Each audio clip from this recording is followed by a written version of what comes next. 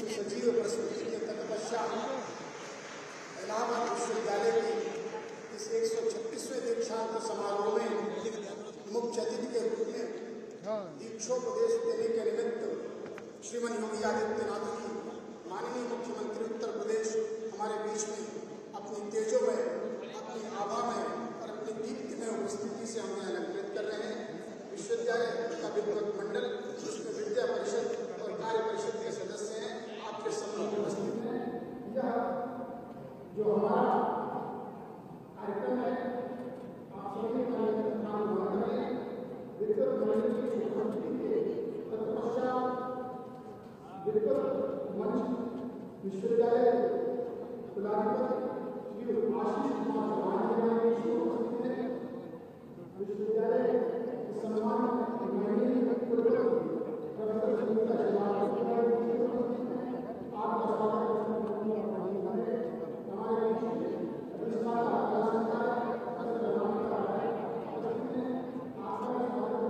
में हमारे बीच में उत्तर प्रदेश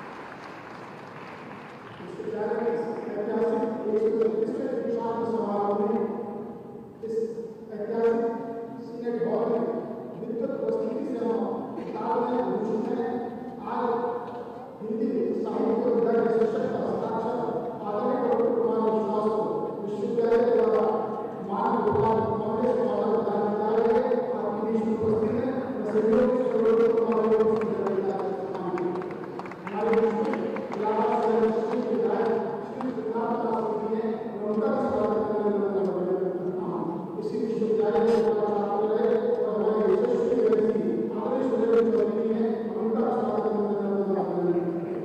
हमारे बीच में विधायक कृष्ण विशाल हैं, उनका स्वागत हमारे बीच में सांसद प्रवीण पटेल जी हैं, आपका स्वागत है। हमारे बीच में आध्यात्मिक आदरणीय सत्ता हमारे बीच में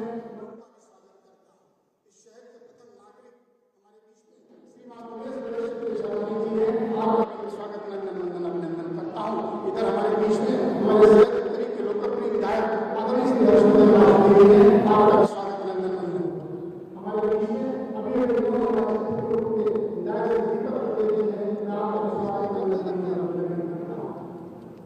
सम्मानीय परंपरा, सम्मानीय क्रम, इसी तरह अनंत रूप से विकसित रहेगा। इलाहाबाद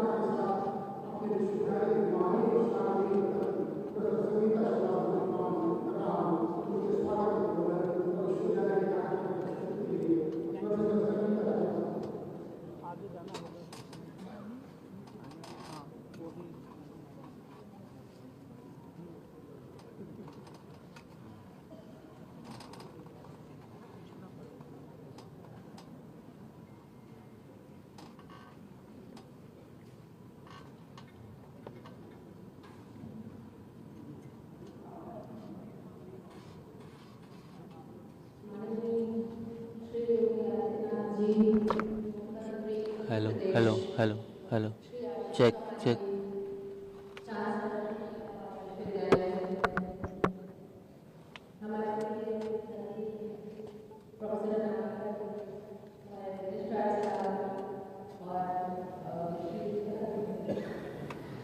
हमारे समक्ष बैठे समस्त शिक्षकगण, छात्राएं जिनको आज पदक मिलने वाला है, अन्य छात्र जिनको आगे हमारे सामने बैठे श्री सिद्धार्थ, श्री गणेश केसरवानी जी, प्रिय नंदी जी, श्री हर्षवर्धन जी, संजय जी, समस्त एडमिनिस्ट्रेशन के सभी अधिकारी जिनके अथक प्रयास से आज ये कार्यक्रम संभव हो पाया, सबको मेरी शुभकामनाएं आज के इस दीक्षांत समारोह के होने की। आज के इस दीक्षांत समारोह में हम सब सहभागी बन रहे हैं। 137 वर्ष पुराना ये विश्वविद्यालय, जो कि भारत का पुराना चौथा विश्वविद्यालय है, इसने अपनी मेधा से देश भर में शिक्षा की अलग ही अलग जगाई है। इसकी आभा उन सभी व्यक्तित्वों में दमकती है जिन्होंने देश को आज़ादी दिलाई और उसके पश्चात देश की बागडोर भी संभाली। परंतु जैसे हर संस्था का उतार भी निश्चित होता है, पिछले कई वर्षों से ये विश्वविद्यालय अपनी गरिमा धीरे धीरे खो रहा था, मुख्यतः शिक्षकों के अभाव से। एक महाप्रलय की घड़ी आ गई थी और ये दीप्ति ज्योतिपुंज अंधेरों में विलुप्त होने की कगार पर था। और तभी सृष्टि ने स्वयं ही एक अलौकिक किरण का सृजन किया, जो दानों को चुनौती देकर इस महाप्रलय से इसको उबार सके। एक शायर ने ठीक ही कहा है, इधर बादलों को सिर्फ बिजलियां नहीं गिरानी, इधर बादलों को सिर्फ बिजलियां नहीं गिरानी, उधर हमें दूर है आशियां नहीं बनानी।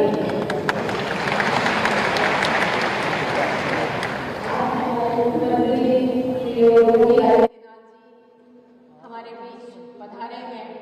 इलाहाबाद विश्वविद्यालय के लिए एक गौरव के क्षण है जिसके हम सब साक्षी बन रहे हैं। आपके कर कमलों द्वारा जिन छात्र छात्राओं को स्वर्ण पदक मिलेगा, उनके लिए ये अद्भुत स्वर्णिम पल है जो जीवन पर्यंत सजो कर रखेंगे। आपकी दूरदर्शिता एवं तत्काल फैसला लेने की अद्भुत क्षमता है। एक कठिन और बड़ा प्रदेश अब सुचारू रूप से चल रहा है, इसका कुल श्रेय आप ही को जाता है। महाराज जी के कार्यकाल में 5 नए राज्य विश्वविद्यालय बने, 18 नए मेडिकल कॉलेज बने और उत्तर प्रदेश में अब मेडिकल कॉलेजों की संख्या 35 हो गई है।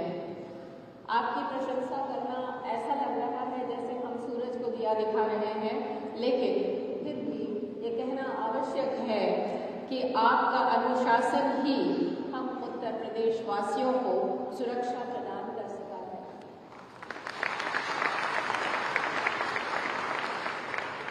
उत्तर प्रदेश की जीएसडीपी 10.9 लाख करोड़ से बढ़कर 21.7 करोड़ हो गई है। आगामी कुंभ की तैयारी में शहर अपना रूप बदल रहा है। दिन प्रतिदिन शहर खूबसूरत होता जा रहा है। इलाहाबाद विश्वविद्यालय को भी एक international hockey turf, basketball, lawn tennis, Nirala art gallery village और एक विशाल ऑडिटोरियम स्मार्ट सिटी के सौजन्य से प्राप्त हुए हैं। उसके लिए हम आपको धन्यवाद देना चाहते हैं। इन सब के होने से खेलकूद सहित अन्य गतिविधियों में बहुत प्रोत्साहन मिला है। बतौर कुलपति मेरा कार्यकाल अब 4 वर्षों का हो चला है। विश्वविद्यालय की कुची मीनार की लौ सभी तक ये कह रही है, हस्तो माँ सद्गमया, तमसो माँ ज्योतिर्गमया, मृत्योर्मा अमृतम गमया। इस दौरान कुल शिक्षक रिक्तियों की लगभग 70% नियुक्तियां हो गई हैं। कार्य धूम था, झंझावतों से भरा हुआ था। उच्च न्यायालय में 60 मुकदमे फाइल हुए थे और उन सब से जूझकर ये नियुक्तियां संभव हो सकी। 75% गैर शैक्षणिक नियुक्तियां भी सफलतापूर्वक हो सकी हैं। इस दौरान हमने और भी कुछ कठिन फैसले लिए। 2022 में विश्वविद्यालय की 100 वर्षों से 12 रुपये की फीस थी, उसको बढ़ाकर 60 रुपये मात्र कर दी गई है। ये बढ़ोतरी 100 वर्षों के बाद हुई है। शिक्षकों के लिए 60 नए मकान बने, उनमें अब नए शिक्षक रह भी रहे हैं। कोविड महामारी के दौरान विश्वविद्यालय को समय से बंद करके और अन्य सुरक्षात्मक कदम उठाकर बहुत सारे शिक्षकों की जानें बचाई गई। विगत 3 वर्षों में 1.4 करोड़ का इनकम टैक्स रिटर्न विश्वविद्यालय को पहली बार मिला है। इससे पहले कभी इनकम टैक्स फाइल भी नहीं किया गया था। 1.2 करोड़ का कबाड़ बेचा गया। परिसर में कितना कबाड़ था, उसको बेचकर हमने 2 नए वाहन खरीदे हैं, जो कि गांव में जाकर गांव वालों की सेवाएं करते हुए हमारे छात्र और शिक्षक। परिसर में फिल्म की शूटिंग हो रही है, उससे भी हम हमें 80 लाख रुपए मात्र मिले हैं। विश्वविद्यालय ने NIRF रैंकिंग में भी अपना स्थान बनाया है। नई शिक्षा नीति का कार्यान्वयन भी तीव्र गति से गतिमान है। 8 नए पाठ्यक्रम निर्मित किए गए हैं और उनमें से कुछ चल भी रहे हैं। इलाहाबाद विश्वविद्यालय में करीब 25,000 छात्र छात्राएं अध्ययनरत हैं। पोस्ट ग्रेजुएट में 6,500 छात्र हैं और 3,000 छात्र छात्राओं ने हाल ही में PhD की परीक्षा उत्तीर्ण की है। 16,000 छात्र छात्राएं स्नातक की विभिन्न कक्षाओं में अध्ययनरत हैं। विगत 4 वर्षों की रेखांकित करने वाली उपलब्धियां हैं जो विज्ञान परिषद और हिंदू हॉस्टल की चर्चा किए बिना नहीं हो सकती। हिंदू हॉस्टल को माननीय गिरधर मालवीया जी, जो कि अभी हाल में ही नहीं रहे, उन्होंने हमें 1 रुपये में हिंदू हॉस्टल दे दिया है, जिसको कि पुनः उसका जीर्णोद्धार करा के हमारे छात्र अब उसमें रहने भी लगे हैं। विज्ञान परिषद भी 100 साल से विश्वविद्यालय की पहुंच के बाहर था। वो भी करीब 30 करोड़ की प्रॉपर्टी है जो वापस विश्वविद्यालय को उच्चतम न्यायालय के आदेश से हम लोग को मिली है। विश्वविद्यालय के विद्यार्थियों और शिक्षकों को आसपास के गांव, समाज की संस्कृत, अर्थव्यवस्था, खेती किसानी की शिक्षा व्यवस्था आदि से रूबरू कराने के लिए हम दिन प्रतिदिन तत्पर हैं और ऐसे विषय जो कि गांव वालों के लिए आवश्यक हैं, जैसे कि जनसंख्या नियंत्रण, रक्तदान आदि पर विविध जागरूकता कार्यक्रम ग्रामीण क्षेत्रों में नित्य ही आयोजित हो रहे हैं, जिसमें हमारे शिक्षक और छात्र दोनों ही एक सेतु बांध रहे हैं। इलाहाबाद विश्वविद्यालय का एक एलुमनाई एसोसिएशन भी है, जिसके तहत ढेरों कार्यक्रम होते रहते हैं। विज्ञान परिषद में एक ऊंची मीनार है और वो मीनार बहुत पुरानी 138 बरस पहले बनाई गई थी और उसका उद्देश्य ये था कि अंधकार से ज्ञान की ओर ले जाने वाली लौ वो पूरे शहर में दिखाई पड़े, इसलिए वो ऊंची मीनार बनाई गई थी। तो इसका आलोक समस्त विश्व की अज्ञानता के अंधकार से उबार कर ज्ञान की ओर ले जाना है। इस प्रकाश पुंज के आलोक में हम सदैव नए ज्ञान की खोज में तत्पर रहते हैं। हम चाहते हैं कि जीवन के हर क्षेत्र में ज्ञान की सर्वोच्च सीमा तक जाए। मैंने बतौर कुलपति यहाँ की जिम्मेदारी जब से संभाली है, विश्वविद्यालय रूपी हाथी सो रहा था। यहाँ का वातावरण अलसाया सा था, पर सोते हाथी को मैंने जगाया है और एक प्रसिद्ध गजलकार दुष्यंत कुमार, जो कि हमारे ही पूरा छात्र हैं, उनके शब्दों में कहूँ तो ये कहना यहाँ पर उचित होगा कि धीरे धीरे यहाँ का मौसम बदलने लगा है। वातावरण सो रहा था, अब आँख मलने लगा है। विश्वविद्यालय क्रांति से शांति की ओर अपनी डगर प्रशस्त कर चुका है और अब ये डगर मार्ग बनेंगे और प्रशस्त मार्गों पर ढेरों छात्र और शिक्षक चलेंगे। जो विद्यार्थी आज डिग्रियां प्राप्त कर रहे हैं वो इसे जीवन का कोई पड़ाव न समझें, एक छोटा पड़ाव है। इसके बाद वे आगे जाएं जीवन में और सर्वोत्तम कार्य करके हम सब लोगों को गौरवान्वित करें। यही हमारा प्रयत्न रहा है, यही हमारा उनके प्रति आशीर्वाद है। धन्यवाद।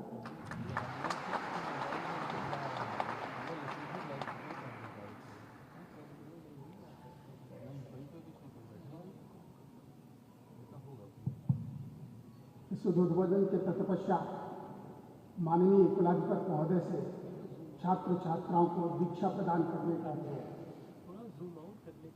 जो मेधावी छात्र छात्राएं दीक्षा प्राप्त कर रहे हैं अपने स्थान पर खड़े हो जाएंगे और माननीय कुलाधिपति महोदय के द्वारा जो प्रतिज्ञा है उसे ग्रहण करेंगे।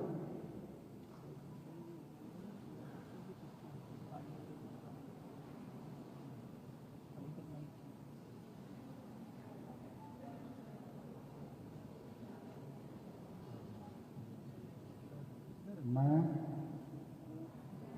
प्रतिज्ञा करता हूँ सत्य बोलें और अपने जीवन में उसी का पालन करें तथा सदैव सही एवं गलत का विश्लेषण करें और सही मार्ग का अनुसरण करें। अपने कर्म और धर्म का पालन करें तथा कोई लापरवाही न करें एवं अपने कर्तव्यों के प्रति सदा ईमानदार रहें। विद्वानों का सदैव सम्मान करें तथा बड़ों का सदैव आदर करें।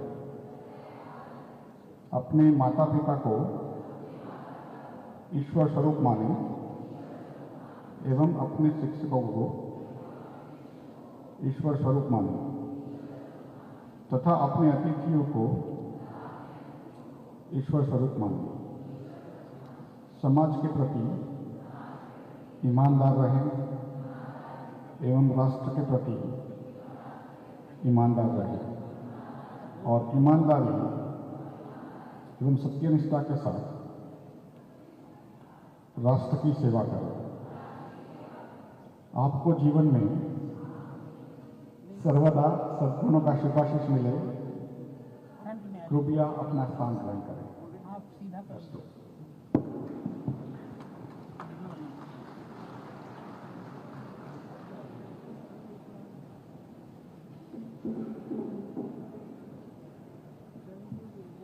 इलाहाबाद विश्वविद्यालय ने न जाने कितने मनीषियों और विद्वानों को बनाया, जिन्होंने समाज को, इस देश को और पूरी दुनिया को भी कितना अधिक समृद्ध किया। इसी क्रम में आज हम अपने ही विश्वविद्यालय के छात्र रहे और आज अपने लेखन के माध्यम से, अपनी कविताओं के माध्यम से इस देश को समृद्ध करते हुए डॉक्टर कुमार विश्वास को सम्मानित कर रहे हैं। इसके लिए मैं माननीय मुख्य अतिथि श्री योगी आदित्यनाथ जी से निवेदन करती हूँ कि वे डॉक्टर कुमार विश्वास को मानद उपाधि ऑनरस पौधा प्रदान करें। डॉक्टर कुमार विश्वास।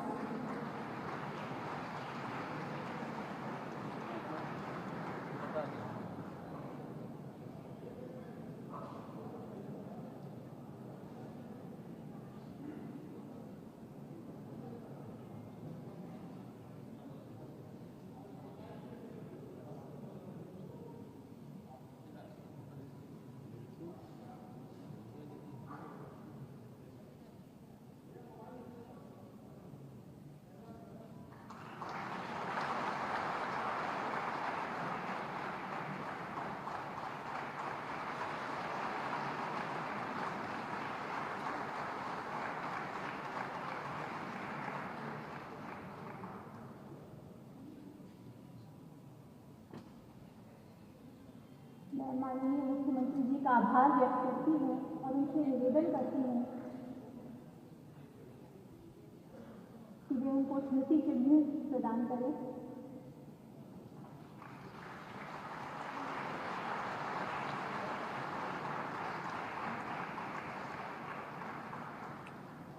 अब माननीय मुख्यमंत्री जी द्वारा मेधावी छात्र छात्राओं को पदकों का वितरण होगा।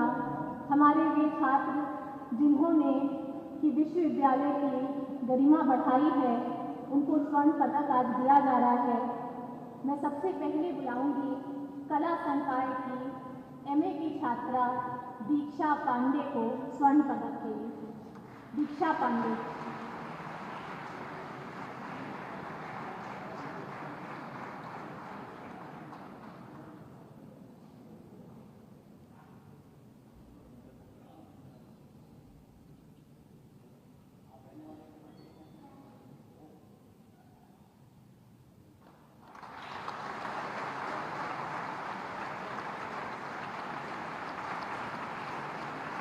अब मैं विज्ञान संकाय की छात्रा एमएससी की छात्रा जिला तिवारी को स्वर्ण पदक के लिए बुलाती हूँ।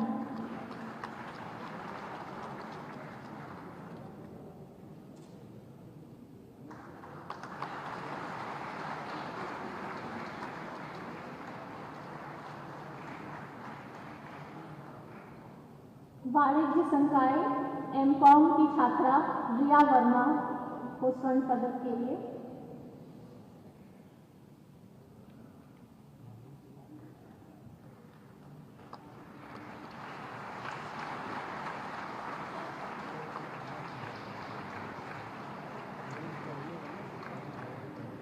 अब विधि संकाय के LLM से कुमारी नेहा उत्तम।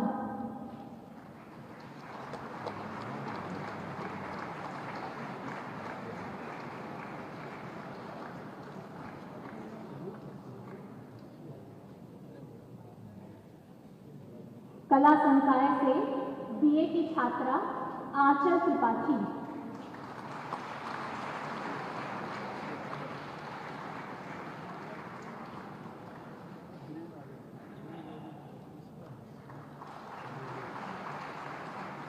विज्ञान संकाय से BSc की छात्रा मणि रश्मि।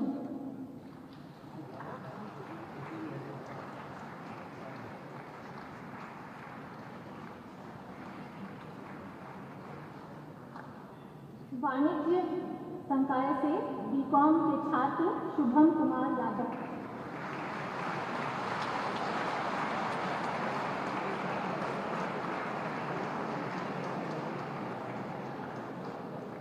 बेटियां सशक्त हो रही है, बेटों को भी मेहनत करनी है। विधि संकाय से BA LLB honours Ritika Singh.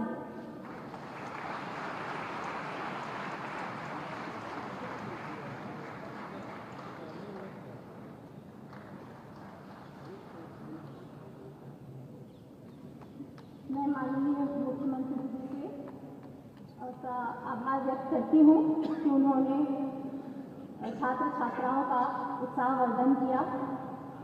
इसके बाद कार्यक्रम को आगे बढ़ाते हुए मैं डॉक्टर कुमार विश्वास से निवेदन करती हूँ कि वो अपना उद्बोधन दें। डॉक्टर कुमार विश्वास।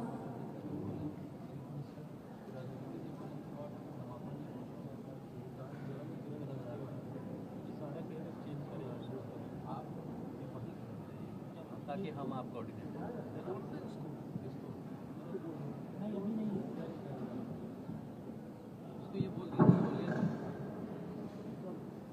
विश्व में राम राज्य द्वारा सुशासन की अभूतपूर्व अवधारणा प्रस्तुत करने वाले महाराज भरत की वेशभूषा में मंच पर विराजमान उत्तर प्रदेश के यशस्वी मुख्यमंत्री गोरखपुर पीठाधीश्वर आदरणीय योगी आदित्यनाथ जी, भारत के ज्ञान दीपों में से एक प्रमुख इलाहाबाद विश्वविद्यालय के कुलाधिपति श्री चौहान जी इस परिसर को अपनी मेधा और अपने मातृवत संस्कार से क्रांति से शांतिपूर्ण प्रयोग की तरफ ले आए कुलपति आदरणीय डॉक्टर संगीता जी, मंच पर उत्तर प्रदेश शासन के दोनों मंत्री और मेरे आत्मीय मित्र श्री स्वतंत्र देव जी, भाई नंदी जी और समग्र बैठे हुए इस क्षेत्र के महनीय नागरिकगण और भारत के भविष्य को संकल्पना देने वाले मेरे साथी छात्रगण छात्राएं यहाँ पर बैठे हैं। सबसे पहले तो मैं जिनको सम्मान मिला है और जिन्होंने पदक प्राप्त किया है उन सबको बहुत शुभकामनाएं देता हूं और विशेष रूप से उल्लेखनीय ये था कि 9 सम्मान में से 8 बच्चियां थीं।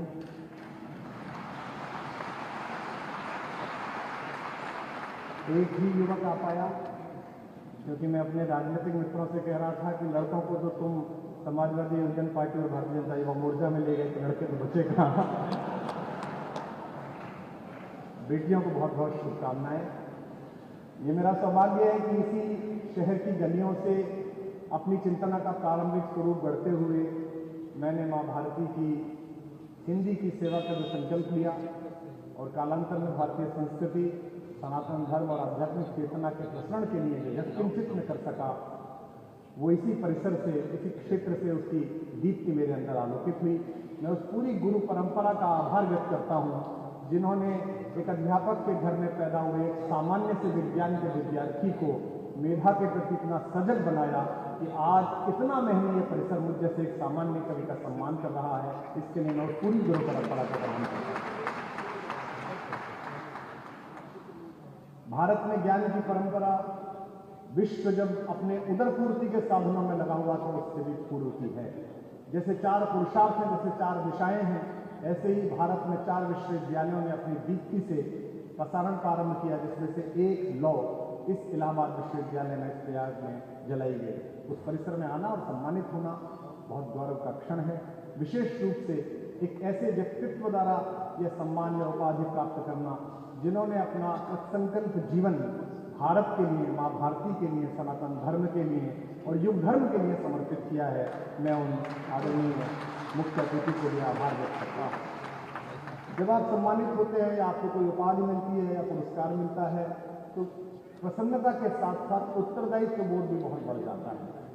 जितने भी विद्यार्थी यहाँ बैठे हैं उनको उस पिछली सीट से मंच तक पहुँचने के लिए जो संकल्प, जो साधना और जो समर्पण चाहिए, मैं आशा करता हूं कि आज के दीक्षांत समारोह के बाद वो आपके प्राणों में उतरेगा, वह आपके प्राणों में प्रतिभाषित होगा। हिंदी का विद्यार्थी होने के नाते इस परिसर में टहलते समय इस परिसर के प्रत्येक पेड़ को, इस परिसर की प्रत्येक वीथी को, इमारत के हर एक हिस्से को छूने का और प्रणाम करने का मन करता है, क्योंकि जिनको पढ़कर, जिनकी शैली में रचकर, जिनका अनुसरण करके यहाँ तक पहुँचने का मन हुआ है, हिंदी के सभी तीर्थ पुरुष इसी विश्वविद्यालय के परिसरों में टहले हैं, यहीं से हिंदी की कविता का संस्कार हुआ है। जब कभी सामने बैठे हुए हमारे मित्र हिंदी की मंचीय कविता के महंगे हो जाने का ताना मारते हैं तो मैं उनसे यही कहता हूँ कि मुझ जैसा एक सामान्य कवि जो केवल अक्षर जोड़ रहा है, जिसकी कोई अभिगति नहीं है, जो एक पंक्ति के योग्य भी नहीं हुआ है, कहीं ना कहीं एक समय ऐसा था कि जब महाप्राण निराला तक को भी उपेक्षा के गर्त में डाला गया, शायद मुझ जैसे व्यक्ति उसका ही बदला ले रहे हैं, उसकी ही पूर्ति प्रतिपूर्ति करने का काम कर रहे हैं। मैं समय की सीमा के अनुसार और मर्यादा के अनुसार आचरण करते हुए गुरु परंपरा के अतिरिक्त अपने माता पिता को विशेष रूप से आभार व्यक्त करता हूँ कि उन्होंने मुझे संस्कार दिया। एक ऐसे पिता जिन्होंने प्रारंभ से हिंदी भाषा और संस्कृत दोनों के लिए अपना जीवन दिया, राष्ट्रीय स्वयंसेवक संघ के माध्यम से सामाजिक संकल्पना को जीने का मंत्र दिया और हमारे संस्कार उसी तरह पोषित किए। जब भी कोई सम्मान मिलता है तो मैं यही पंक्तियाँ दोहराता हूँ, सुनाता हूँ कि जाने मेरे कितने छल और कितने पाप छिपाए हैं, जाने मेरे कितने छल और कितने पाप छिपाए हैं, अपने अंतस में जो मेरे सब संताप छिपाए हैं, जिनके दिन और रात हुए मेरे आंसू मुस्कानों से, जिनके दिन और रात हुए मेरे आंसू मुस्कानों से, पत्थर भी हीरा बनकर चमका जिनके वरदानों से, पत्थर भी हीरा बनकर चमका जिनके वरदानों से, जननी और जनक के उन पावन चरणों का वंदन है, यह मेरा अभिनंदन भी तो उनका ही अभिनंदन है। इसी इलाहाबाद में नाकाम कैरियर और नाकाम मोहब्बत समेटकर जब मैं उत्तर प्रदेश के दूसरे कोने में पहुंचा तो इसी इलाहाबाद के लिए मैंने कभी यह भी कहा कि ये दिल बर्बाद करके इसमें क्यों आबाद रहते हो, कोई कल कह रहा था तुम इलाहाबाद रहते हो, ये कैसी, कोई कल कह रहा था तुम इलाहाबाद रहते हो, ये कैसी शोहरतें मुझको अता कर दी मेरे मौला, मैं सब कुछ भूल जाता हूँ मगर तुम याद रहते हो। कोई शहर अगर इस तरह अंदर बस जाए तो मैं कैफी आजमी साहब का ये शेर याद करता हूँ। ये खबर कल छपी कि विश्वविद्यालय की सर्वोच्च उपाधि हिंदी के कवि को दी जाएगी। माननीय कुलपति जी प्रेस ब्रीफिंग कर रही थी और मैं एक कार्यक्रम में था, मुझे वो खबर मैंने देखने को मिली। अब ये कल खबर छपेगी कि भारत में ऊर्जा के सबसे आशावान स्रोत आदरणीय मुख्यमंत्री जी के माध्यम से उपाधि मुझे प्राप्त हुई, तो ये खबर कहीं ना कहीं किसी घर में पढ़ी जाएगी और जिस घर में वो पढ़ी जाएगी उसके लिए मैं यही शेर कहूँगा कि आज फिर टूटेंगी तेरे घर की सारी खिड़कियाँ, आज फिर टूटेंगी तेरे घर की सारी खिड़कियाँ, आज फिर देखा गया दीवाना तेरे शहर में। बहुत बहुत आभार, बहुत बहुत धन्यवाद। और मैं आशा करता हूँ कि इस विश्वविद्यालय का मेरे प्रति अनुराग एक शिष्यवत स्नेह कृपा मुझ पर बरसती रहेगी। मंचस्थ आदरणीय लोगों ने जिन्होंने कृपा की आज पधारने की, उन सबका स्नेह मेरे पर रहेगा।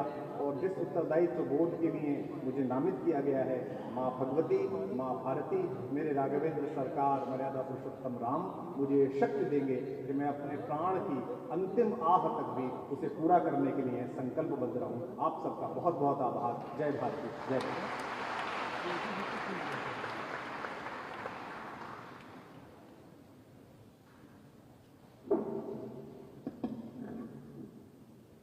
आज हमारे बीच में गरिमामयी उपस्थिति माननीय मुख्यमंत्री जी श्री योगी आदित्यनाथ जी की है। राजनीति विज्ञान विभाग से हूँ, इसलिए कहूँगी कि लगता है कि साक्षात आचार्य चाणक्य की तरह धर्मशास्त्र, नीतिशास्त्र और अर्थशास्त्र के ज्ञान का समागम हमारे बीच में है।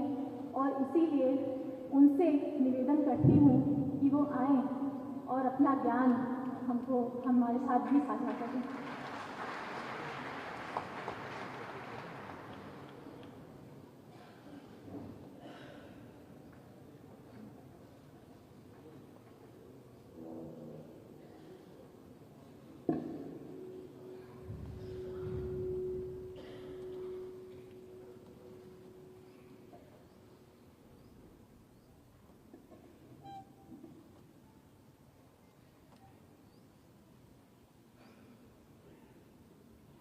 इलाहाबाद विश्वविद्यालय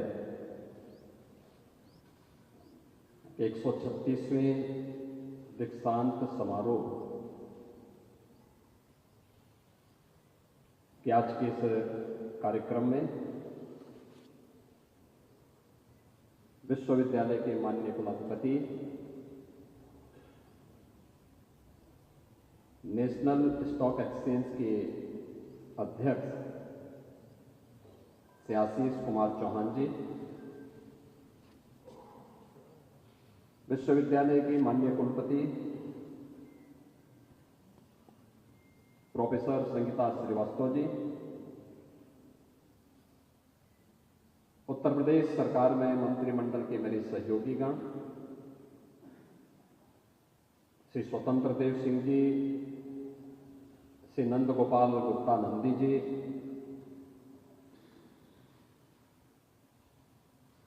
महापौर प्रयागराज श्री गणेश केसरवानी जी, माननीय सांसद श्री प्रवीण पटेल जी,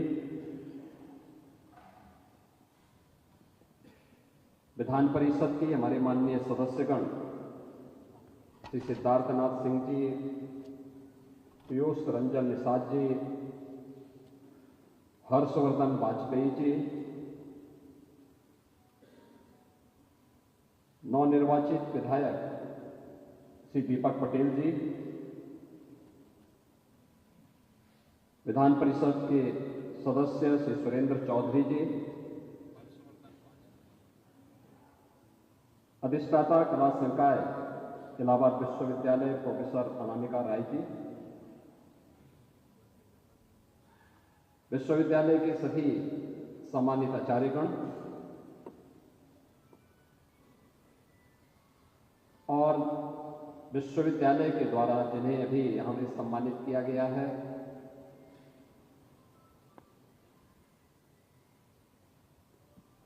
हिंदी जगत में जिन्होंने अपनी लेखनी के माध्यम से अपना एक अलग स्थान बनाया है, ऐसे डॉक्टर कुमार विश्वास जी और उपाधि प्राप्त करने वाले सभी मेरे प्रिय युवा साथी, छात्र छात्राएं,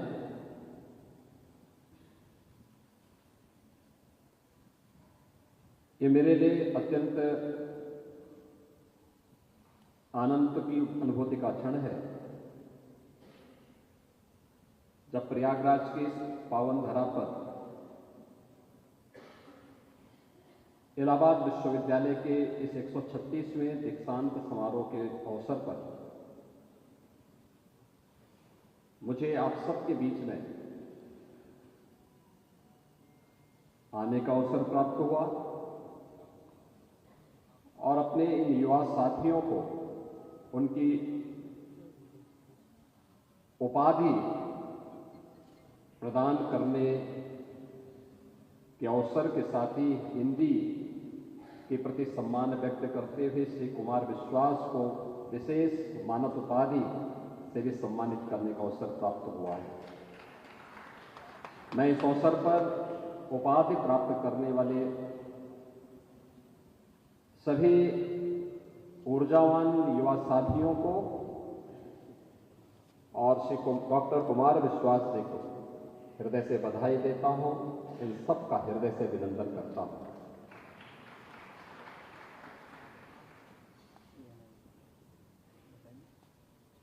इलाहाबाद विश्वविद्यालय अपनी प्रतिष्ठा के लिए जाना जाता है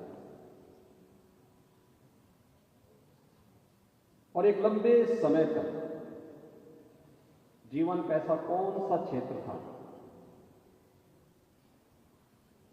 जिस क्षेत्र में इलाहाबाद विश्वविद्यालय ने इस देश को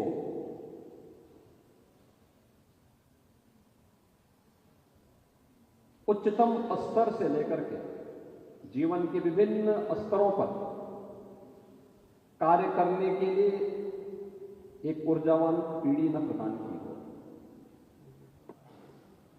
सार्वजनिक जीवन में सेवा का क्षेत्र हो, साहित्य का क्षेत्र रहा हो,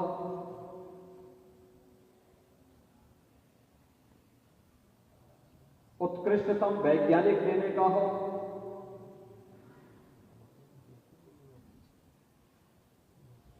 देश की न्यायिक सेवाओं में उच्चतम न्यायालय से लेकर के जनपद न्यायालय के न्यायिक अधिकारियों की एक लंबी श्रृंखला देने का कार्य रहा हो।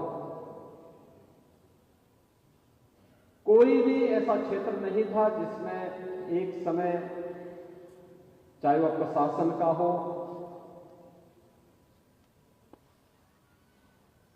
जिसमें ज्वाइंट मजिस्ट्रेट से लेकर के कैबिनेट सेक्रेटरी तक प्रतिनिधित्व इलाहाबाद विश्वविद्यालय करता हुआ दिखाई देता था। लेकिन समय की गति होती है और जैसे कि यहां के कुलपति जी ने अपने प्रारंभिक उद्बोधन में इस बात का उल्लेख किया,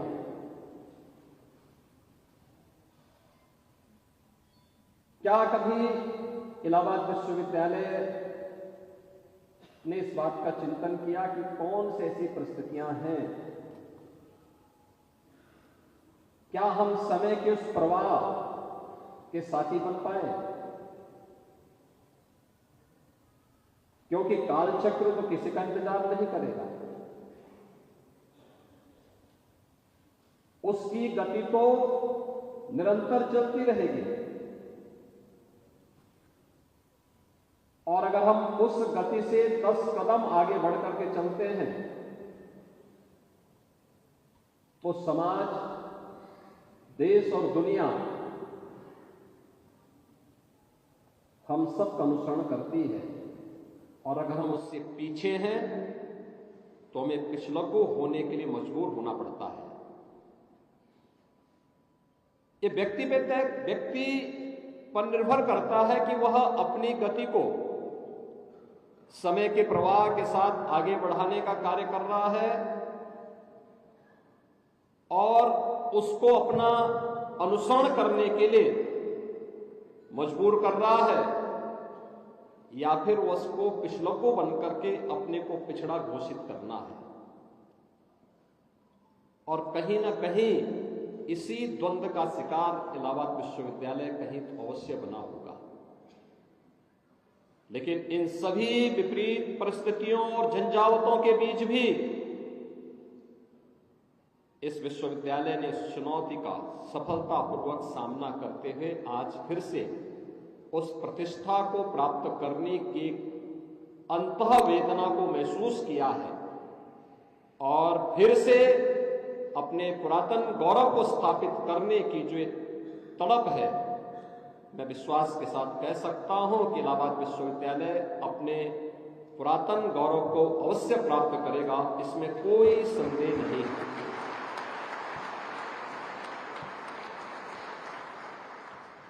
मैं यहां पे कुछ बातें देख रहा था जब यहां पे विश्वविद्यालय के माननीय कुलाधिपति दीक्षांत उपदेश दे रहे थे। मित्रों, जब हम लोग दीक्षांत उपदेश की चर्चा करते हैं तो ये केवल दीक्षा का अंत नहीं है, एक नूतन शुरुआत होती है। और ये नूतन शुरुआत एक नए जीवन में प्रवेश करने की, और ये पहली बार नहीं है। हमारा देश तो भारत है, इसका मतलब ही है ज्ञान में रत रहने वाला देश। ये प्रयागराज है, दुनिया की सबसे प्राचीन गुरुकुल इसी प्रयागराज में महर्षि भारद्वाज के द्वारा स्थापित की गई थी। उच्च शिक्षा का केंद्र कैसे होना चाहिए, प्राचीन भारत ने दुनिया को दिखाया था। याद करिए, आज से 3500 वर्ष से पहले और 5000 वर्ष के बीच का वह कालखंड, जब दुनिया के सर्वश्रेष्ठ दार्शनिक ग्रंथ के रूप में भारत की ऋषि परंपरा ने उपनिषदों की रचना की होगी,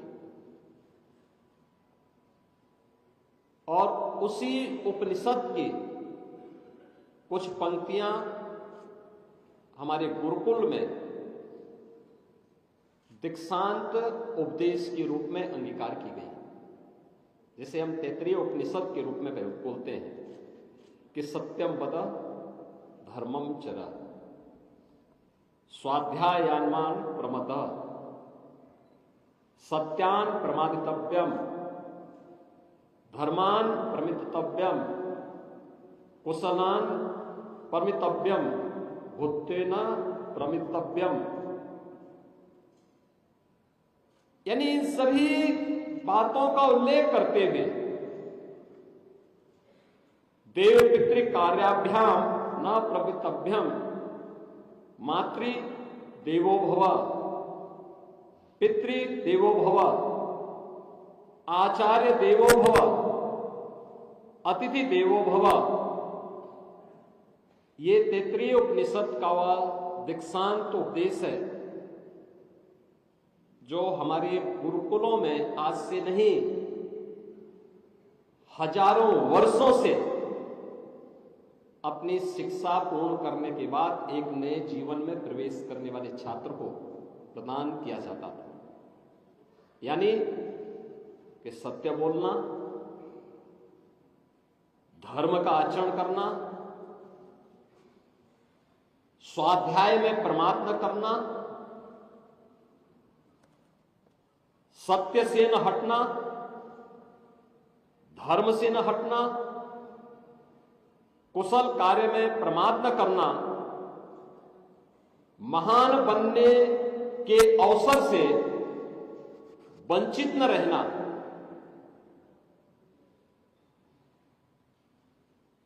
माता पिता के प्रति सम्मान का भाव रखना, देव और पितरों के कार्यों से अपने आप को प्रमाद न करना, अन्य दोष रहित कर्मों से अपने आप को जोड़ना।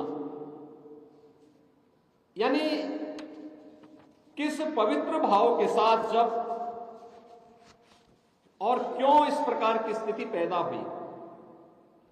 मैं सोचता हूं जब भी मुझे किसी संस्थान में जाने का अवसर प्राप्त होता है, दीक्षांत उपदेश को मैं बोलता हूं कि दीक्षांत उपदेश में सत्य की बात भी है, धर्म की बात भी है, तो मुझे 5000 वर्ष पहले भगवान वेद व्यास की भी ये बात याद आने लगती है।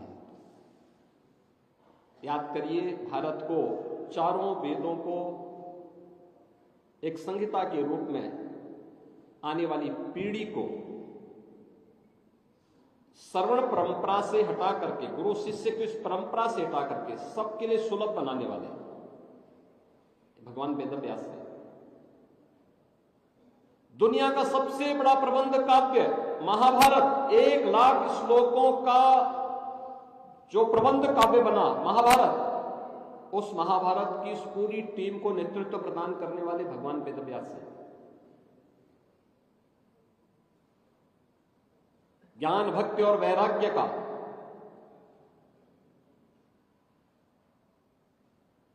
और कोई ऐसा सनातन धर्मावलंबी नहीं होगा जो अपने घर में या जिसकी इच्छा ये न होती हो कि श्रीमद् भागवत महापुराण की कथा मैं एक बार सुनो।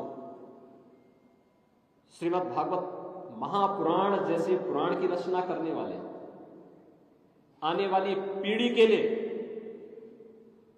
पुराण और उपपुराणों की रचना को आगे बढ़ाने वाले, कुरुवंश को हर विपरीत परिस्थिति में बचाने वाले, और एक नहीं 8 पीढ़ी तक जिस वेद व्यास ने कुरुवंश को न केवल मार्गदर्शन किया बल्कि विपरीत परिस्थितियों में उसको बचाने का प्रयास भी किया, और इन सब के बावजूद उनका जीवन कितनी वेदना और पीड़ादायक था।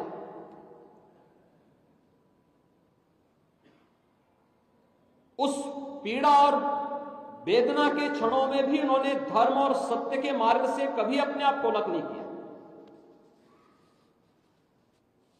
लेकिन अंत में उनको ही बोलना पड़ा था कि ऊर्ध्वबाहुर विरोमेस्य न च कश्चित् शृणोति माम धर्मार्थ अर्थस्य कामस्य च किमर्थम न सेव्यते। यानी उनको भी कहना पड़ा था कि मैं बाहें उठा करके लोगों को समझा रहा हूं कि धर्म से ही अर्थ और काम की प्राप्ति होती है, इसलिए क्यों धर्म के मार्ग पर नहीं चलते। क्या भारतीय मनीषा ने धर्म को केवल उपासना विधि माना?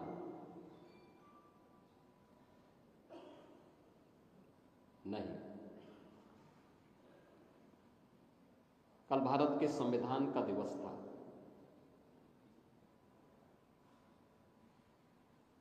छब्बीस नवंबर 1949 को भारत ने अपना संविधान अंगीकार किया था।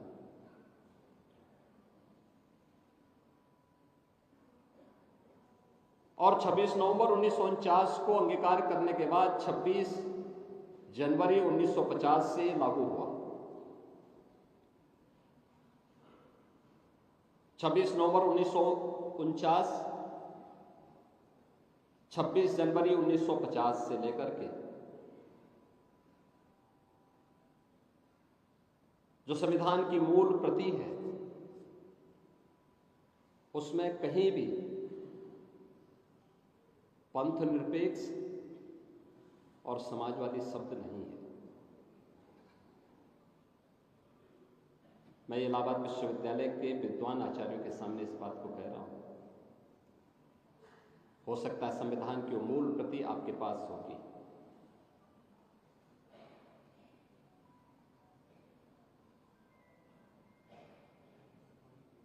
कहीं भी ये दो शब्द नहीं है। ये दो शब्द जोड़े गए तब जब इस देश में संसद बनी थी, इस देश में न्यायपालिका के अधिकार कुंद कर दिए गए थे, इस देश के लोकतंत्र पर कुठाराघात हुआ था,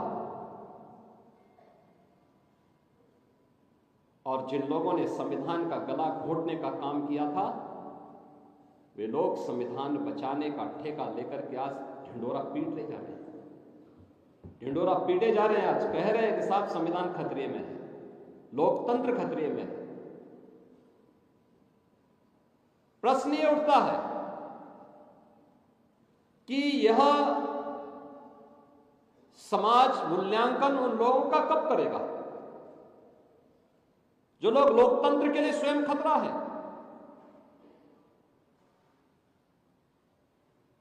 जिन लोगों ने संविधान पर अपनी मर्जी से छेड़छाड़ करने का कुत्सित प्रयास किया ही नहीं बल्कि करके लोकतंत्र को पूरी तरह पैरालाइज करने का प्रयास किया था। और क्या भारतीय मनीषा ने धर्म को केवल उपासना विधि या मत और मजहब के का पर्याय बनाया था? कतई नहीं बनाया था, कभी नहीं बनाया। हमारे यहां धर्म की बहुत विराट परिभाषा है, बहुत विराट। अगर आप उसको देखेंगे, भारत के संविधान की भावनाओं के अनुरूप ही अगर आप देखेंगे तो भारत का संविधान तो कहता है कर्तव्य, सदाचार,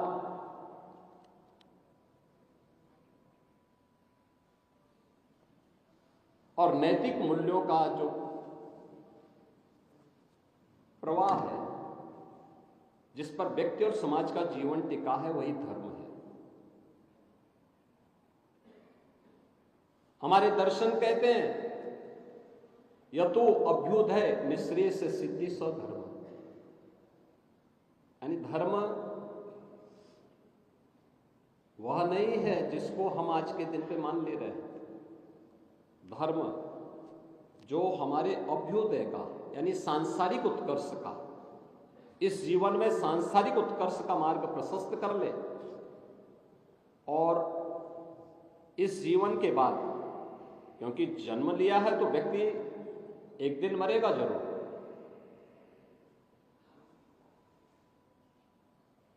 मुक्ति का मार्ग भी प्रशस्त कर ले, वही धर्म है। धर्म को किसी संकीर्ण दायरे में कैद करके भारतीय मनीषा ने कभी नहीं रखा।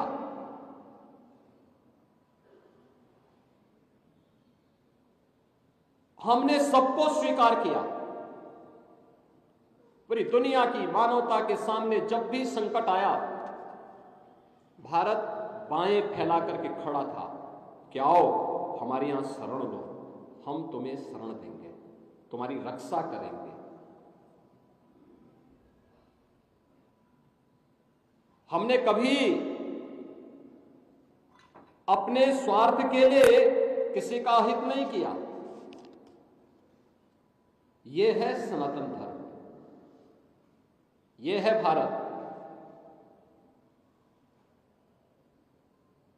और उस भारत में धर्म की व्याख्या कितने संकुचित दायरे में कैद करके अपने स्वार्थ के लिए भारत के संविधान की आत्मा पर ही कुठाराघात कर दिया जाता है। ऐसे शब्द घुसेड़ दिए जाते हैं, वो पंथ निरपेक्ष से बढ़ करके अब वो धर्म निरपेक्ष हो गया। और फिर कहां तक जाएगा? एक पक्ष वह है हमारी युवा पीढ़ी के सामने, और मैं अपने युवाओं के सामने इसलिए कह रहा हूं क्योंकि युवा को हम कल का नहीं आज का नागरिक मानते हैं, और यही युवा कल का भविष्य भी है। युवा ने जब भी अंगड़ाई ली है, कुछ नया जरूर हुआ है, लक्ष्य तक जरूर पहुंचे हैं। याद करिए, जब भगवान राम ने संकल्प लिया होगा, निस्सरहीन करो मई भुज उठाए प्रणकीन, या जब श्री कृष्ण ने कंस के अत्याचार से तबाह मथुरा को अभय प्रदान करने के लिए, या उस कालखंड में अधर्म को सर्वथा समाप्त करने के लिए संकल्प लिया होगा कि परित्राणाय साधुनाम विनाशाय च दुष्कृताम, या जब पूरी दुनिया को निर्वाण का संदेश देने वाले बुद्ध, या आप दीपो भव के माध्यम से पूरी दुनिया को अंदर अपने अंदर झांकने की प्रेरणा देने वाले महावीर रहे हैं,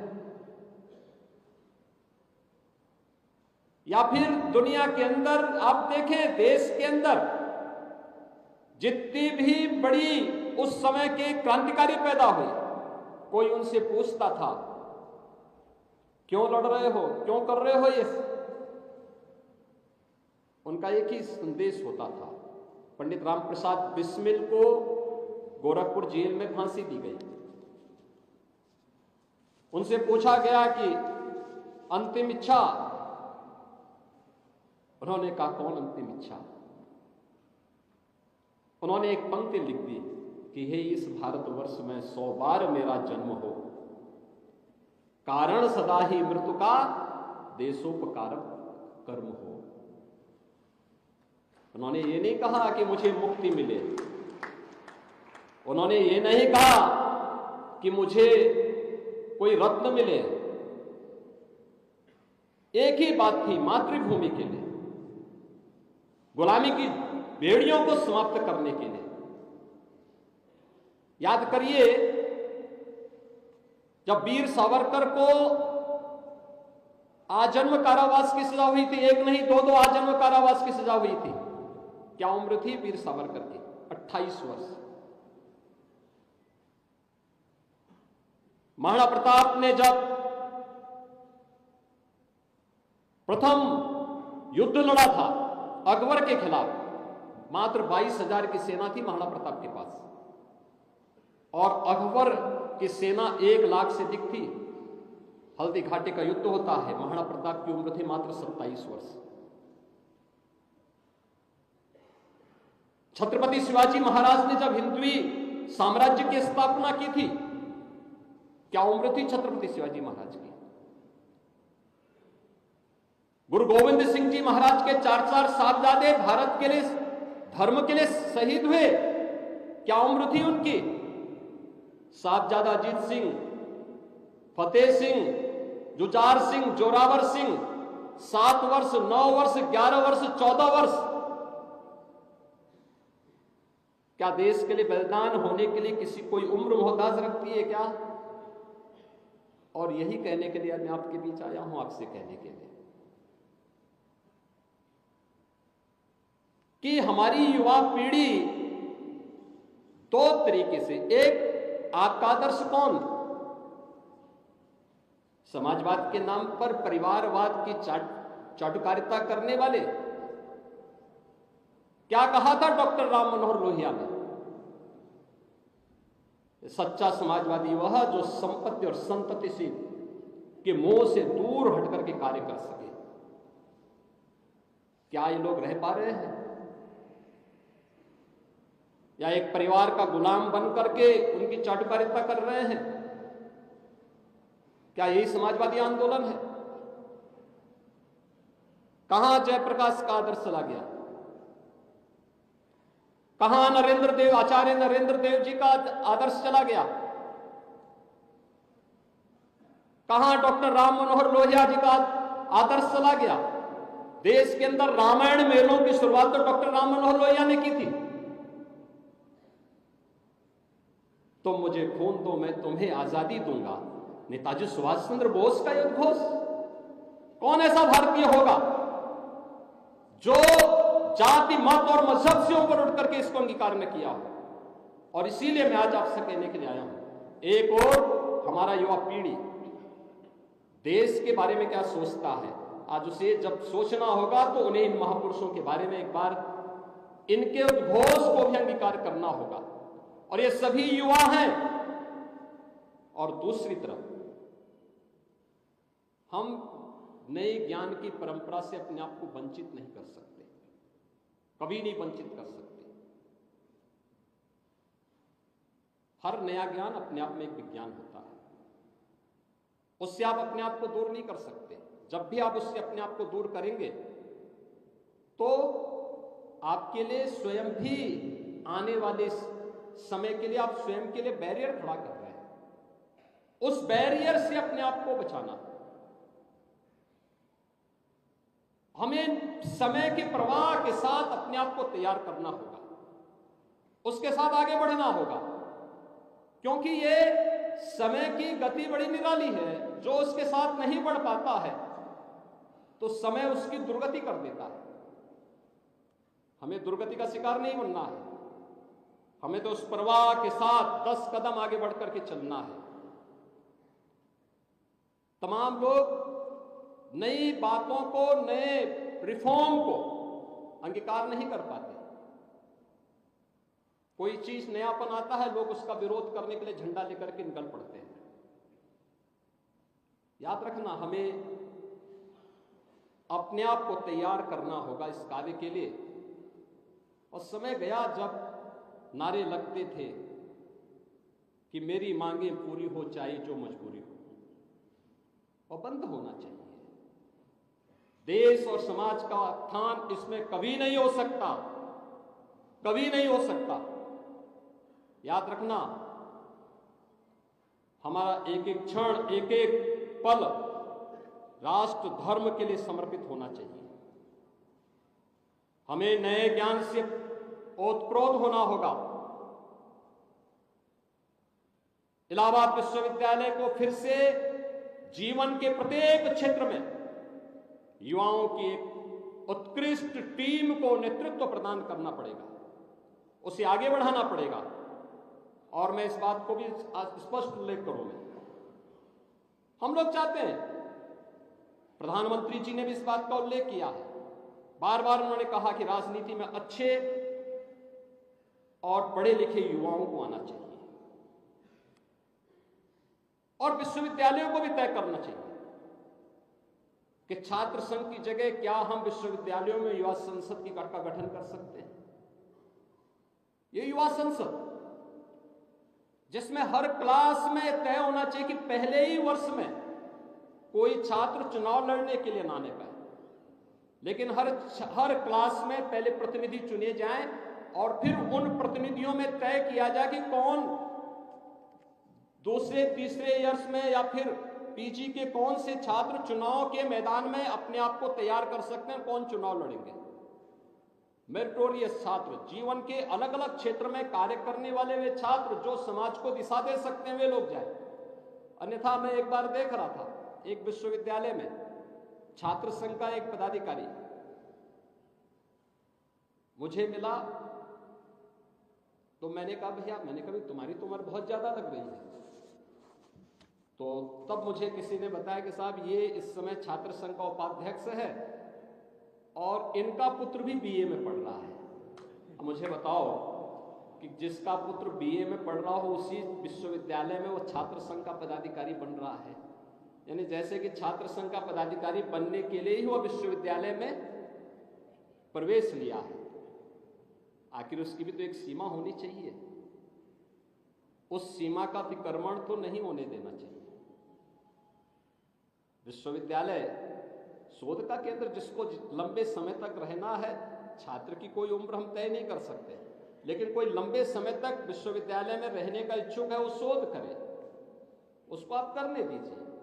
लेकिन छात्र संघ के चुनाव को लड़ने के लिए तो एक समय सीमा तय करनी ही पड़ेगी और युवा संसद का गठन होना चाहिए, लेकिन ये सभी एक समय में एक साथ हो। चुनाव का समय क्या है, आप सत्र नियमित करिए। 15 अगस्त से लेकर के 25 अगस्त के बीच में तय कर लीजिए कि इस दौरान सभी प्रवेश की प्रक्रिया को पूरा करते हुए हम छात्र संघ का चुनाव करवा देंगे। और इसके बाद विश्वविद्यालय में पठन पाठन का कार्यक्रम, लेकिन इसके लिए भी छात्रों की गैदरिंग करके वहीं पे डिबेट कराओ, ओपन डिबेट कराओ।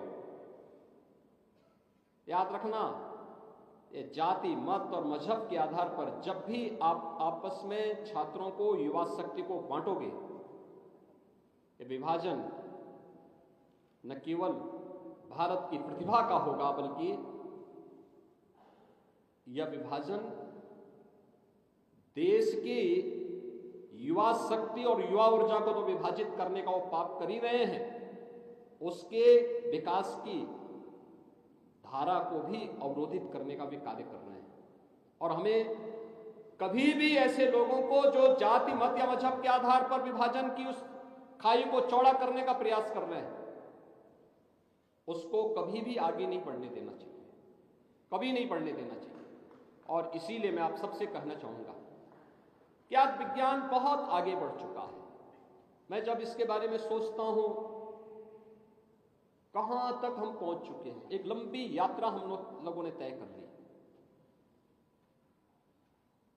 याद करिए 1990 के दशक के प्रारंभ में देश के अंदर एक आंदोलन चला था, सरकारी बैंकों का कंप्यूटरीकरण हो रहा था, लोग आंदोलन कर रहे थे। आंदोलन इस बात का हो रहा था कि कंप्यूटर लगने से लोग बेरोजगार हो जाएंगे। याद करिए जो लोग उस समय रहे होंगे, कंप्यूटर लगे, लोगों का जीवन आसान हुआ, एक उपभोक्ता को आसानी से सुविधा मिलनी प्रारंभ हुई। उससे पहले होता क्या था? उससे पहले तो बैंक के बाबू या अकाउंटेंट की मर्जी होती थी, वो आपको 10 घंटे खड़ा कर ले, 4 घंटे खड़ा कर ले या उसको बंद करके चला जाए, कोई फर्क उस पर नहीं पड़ता था। कंप्यूटर आया, काम भी आसान हो गया। कोई व्यक्ति जाता है, तत्काल अपने सारे कार्यों को ऑनलाइन भी देख सकता है और समय से सारी सुविधाएं उसे मिल भी जाती हैं। और अब वही नहीं, अब तो एटीएम भी आ गया, अब उससे भी आगे हम जा चुके हैं।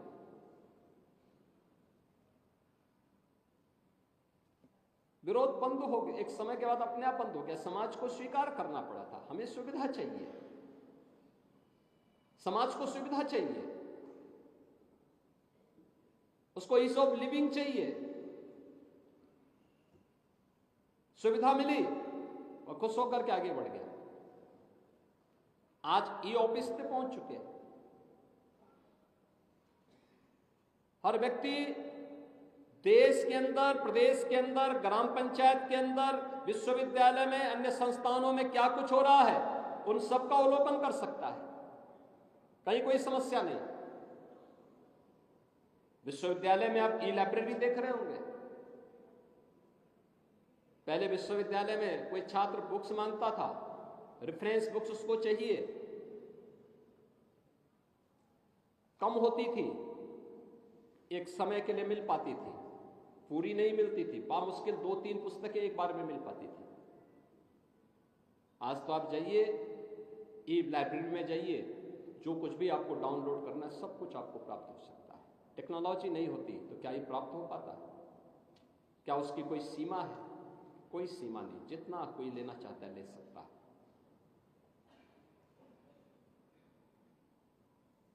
और केवल ये यहीं तक सीमित नहीं है, हर अच्छे कार्य का विरोध हुआ। प्रेस आया होगा, उसका भी विरोध हुआ होगा, एटीएम आया उसका भी विरोध हुआ, जीपीएस आया उसका भी विरोध हुआ, और आज चलते चलते हम कहां पहुंच गए? चैट जीपीटी पे पहुंच गए। कोई आर्टिकल तैयार करना है, 2 मिनट में आपको आर्टिकल आपके सामने, किसी भी विषय पर, इससे ज्यादा समय नहीं लगेगा। आप किसी भी विद्वान से कहेंगे कि एक आर्टिकल हमें तैयार करना है, वो 4-6 घंटा 10 घंटा लगाएगा। और अगर वह इससे पहले चाहता भी होगा तो फिर उनको तो अपनी विद्वता का दिखाना है कि नहीं मैं विद्वान हूं, इसलिए वो जब तक आप उसको 10 बार नहीं कहेंगे तब तक नहीं देता था। लेकिन अब आप उसको 2 मिनट में ही टेक्नोलॉजी आपको दिखा देगा कि नहीं, आपको विषय में ये आपका रेफरेंस मैटर है, आप इसके अनुसार अपना आलेख तैयार कर लीजिए।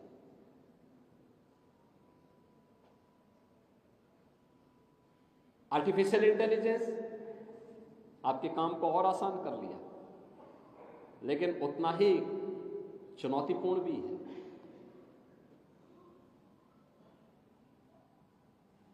उतना ही आपके सामने चुनौतियां भी आई हैं।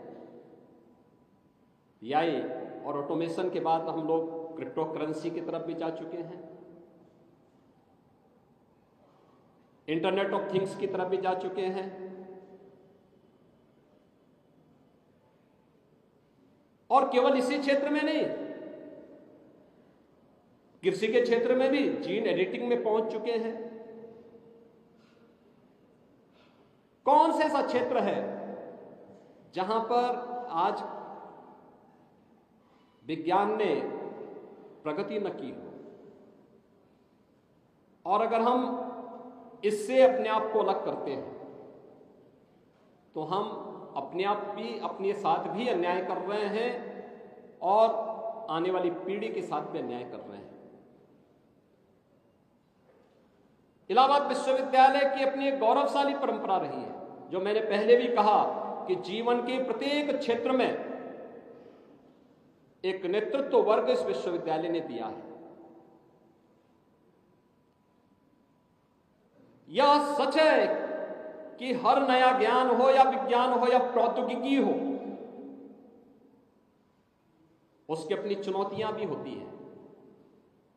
यह ज्ञान, यह चुनौती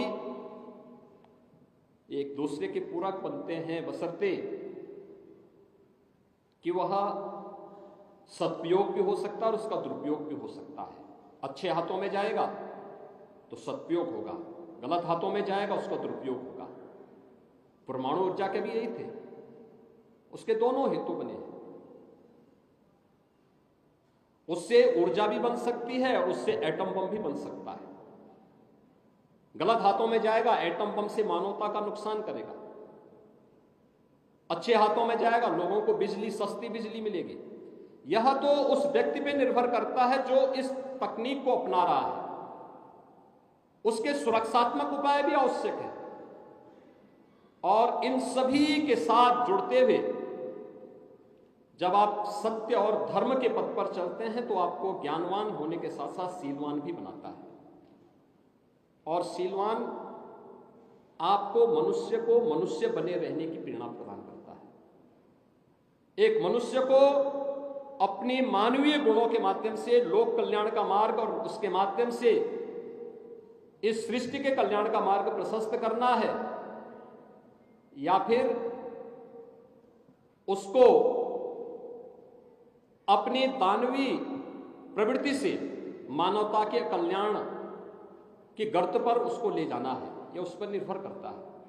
और इसीलिए आज के इस अवसर पर जब हम लोग इलाहाबाद विश्वविद्यालय के 136वें दीक्षांत समारोह के अवसर पर आए हैं, हमें प्रसन्नता है कि विश्वविद्यालय फिर से अपने पुरातन गौरव को प्राप्त करने के लिए एक नई तड़प के साथ आगे बढ़ा है। और यह तड़प उसी प्रकार से हम लोगों को दिखाई देती है जैसे प्रयागराज में महाकुंभ 2025 को एक दिव्य और भव्य कुंभ के रूप में स्थापित करने की एक तड़पन प्रयागराज के पास फिर से हम सब के सामने दिखाई दे रही है। मैं इस अवसर पर यहां के विश्वविद्यालय के छात्रों से कहूंगा कि प्रयागराज कुंभ के भी अलग अलग पक्ष को लेकर के आपको भी अपने शोध को आगे बढ़ाना चाहिए, अपने कार्यक्रमों को आगे बढ़ाना चाहिए। कुंभ या माघ मेला प्रयागराज की दृष्टि से क्या है, आध्यात्मिक और धार्मिक लाभ तो उसके हैं, लेकिन यहां की अर्थव्यवस्था पर, यहां के रोजगार पर, यहां के विकास पर इसका प्रभाव क्या पड़ता है, ये सब बातों को अगर हम इसके साथ जोड़ करके देखेंगे तो मुझे लगता है कि आपके लिए एक नया चीज बनेगा। एक स्टडी इस पर होनी चाहिए। दुनिया भर के तमाम विश्वविद्यालय स्टडी करते हैं, इस विश्वविद्यालय को भी इस दिशा में आगे बढ़ना चाहिए। यहाँ पे माघ मेला हर वर्ष होता है, हर 6 महीने में कुंभ होता है और महाकुंभ 12 वर्ष की अवधि में यहाँ पर आयोजित होता है। इन सभी कार्यक्रमों को अगर हम इसके साथ जोड़ेंगे तो वह हमें एक नई दिशा की ओर अग्रसर करने के लिए प्रेरित करेगा। और जीवन के प्रत्येक क्षेत्र में मां गंगा की पवित्र धारा है, ये त्रिवेणी है। वैसे भी प्रयागराज की त्रिवेणी हम सबको एक नई प्रेरणा प्रदान करती है। प्रयागराज गंगा, यमुना और सरस्वती की त्रिवेणी का संगम तो है ही। यहां पर विश्वविद्यालय का एक उत्कृष्ट माहौल और लाखों बच्चे प्रतियोगी परीक्षाओं की तैयारी के लिए यहां पर पूरे मनोयोग से पढ़ करके आगे बढ़ता है। और यहां के बारे में कहा जाता है कि जिस भाव से जो छात्र यहां आता है उसी भाव के अनुरूप उसे सफलता भी प्राप्त होती है, उसी भाव के साथ उसे सफलता प्राप्त होती है। डॉक्टर कुमार विश्वास के भाग्य में प्रयागराज नहीं था, प्रयागराज ने उन्हें जीवन दिया, एक दिशा दी। वे वापस अपनी मातृभूमि की ओर गए और उन्होंने वहां से अपना केंद्र बिंदु बनाकर के पूरे देश के अंदर आज छा गए, साहित्य के जगत में छा गए। कौन ऐसा व्यक्ति होगा भारत या हिंदी प्रेमी कौन ऐसा दुनिया का नहीं होगा जो डॉक्टर कुमार विश्वास को न सुनना चाहता होगा। उनकी कलम की धार ने, उनकी लेखनी ने उन्हें पहचान दिलाई, लेकिन उन्होंने विश्वविद्यालय को स्मरण किया। छात्र संघ या फिर इस प्रकार की गतिविधियों को सकारात्मक भाव के साथ हम कैसे देखें? विश्वविद्यालय के पुरातन छात्रों को जोड़ने की व्यवस्था को हम फिर से कैसे आगे बढ़ा सकते हैं? और पता नहीं क्यों हमारे संस्थान अपने पुरातन छात्रों को अपने साथ जोड़ने में कोताही बरतते हैं। अगर हम उसको फिर से जोड़ सकें तो बहुत कुछ हम लोग अर्जित कर सकते हैं, प्राप्त कर सकते हैं। विश्वविद्यालय की भौतिक प्रगति में, विश्वविद्यालय के अंदर एक नए माहौल को पैदा करने में, विश्वविद्यालय की गति को और तेजी के साथ आगे बढ़ाने में वह काफी मददगार हो सकता है। और उस दिशा में, उस सार्थक पहल के लिए मैं विश्वविद्यालय का आह्वान करूंगा। मुझे प्रसन्नता है कि माननीय कुलपति जी की नेतृत्व में इलाहाबाद विश्वविद्यालय लगातार प्रगति के नित नए प्रतिमान स्थापित करते हुए आगे बढ़ रहा है। और मुझे पूरा विश्वास है कि जो जनता की भावनाएं हैं, जिसके लिए इलाहाबाद विश्वविद्यालय जाना जाता था, उत्कृष्ट अकादमिक माहौल बनाने के लिए, जीवन के प्रत्येक क्षेत्र में उत्कृष्ट शोध के लिए, उत्कृष्ट नवाचार के लिए, अलग अलग पक्षों को लेकर के होने वाले विभिन्न जो स्टडीज हैं, उन सब का एक उत्कृष्टतम केंद्र के रूप में विश्वविद्यालय फिर से अपने आप को स्थापित करेगा। इस विश्वास के साथ जिन छात्र छात्राओं को आज यहां पे डिग्रियां प्रदान की गई हैं, मैं देख रहा था उसमें से यहां पे डॉक्टर कुमार विश्वास जी ने भी कहा कि 9 छात्रों को मंच पर प्रदान की गई डिग्री, उनमें से 8 बालिकाएं थी। एक अच्छा परिणाम, अच्छा था, और उनमें एक उत्साह भी है।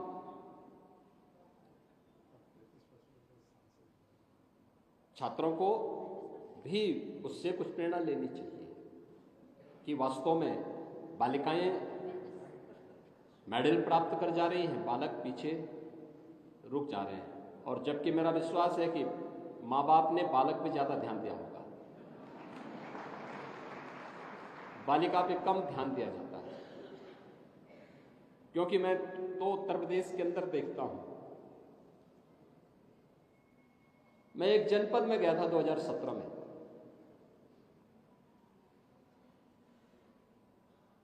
छोटे छोटे बच्चे स्कूल जा रहे थे, बेसिक शिक्षा स्कूल में जा रहे थे।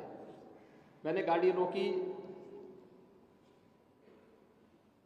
यही नवंबर दिसंबर का महीना रहा होगा। मैंने वहां पर एक बालिका थी, कपड़े भी फटे थे, 3री 4ठी क्लास की बच्ची थी, नंगे पैर थी, कंधे में एक झोला उसने टांगा हुआ था। तो मैंने उससे पूछा, मैंने कहा कहां जा रही हो? कहा स्कूल। मैंने कहा तुम कितने भाई बहन? कहा कि हम 3 भाई बहन हैं, 2 भाई हैं, 1 मैं हूं। तो मैंने कहा भाई स्कूल नहीं पढ़ रहे? कहा नहीं, वो भाई है ना तो दूसरे स्कूल में गए। तो मैंने समझ पाया कौन दूसरा स्कूल। तो कहा, उसने कहा मुझे, कहा कि वो अंग्रेजी स्कूल में पढ़ते हैं। और मैंने कहा आप? कहा कि मुझे जो है सरकारी स्कूल में भेजा गया। मैंने कहा तुम्हारे पैर में चप्पल नहीं है, कपड़े भी तुम्हारे फटे पुराने हैं, तुम्हारे भाइयों के पास भी ऐसे ही है। तो उसने कहा नहीं, भाई है ना तो भाई को तो चप्पल भी, जूता भी मिला है और कपड़े भी मिले हैं। तो मैंने कहा तुम्हें क्यों नहीं मिले? कहा नहीं, मुझे सरकारी स्कूल में भेजा गया है। तो मैं लखनऊ आया और लखनऊ मैंने बैठक ली बेसिक शिक्षा परिषद की, और मैंने कहा भी आदेश करो कि हर बच्चे को हम 2 यूनिफॉर्म देंगे और बालक बालिका की एक जैसी यूनिफॉर्म देंगे, जूते मोजे भी देंगे, यूनिफॉर्म भी देंगे।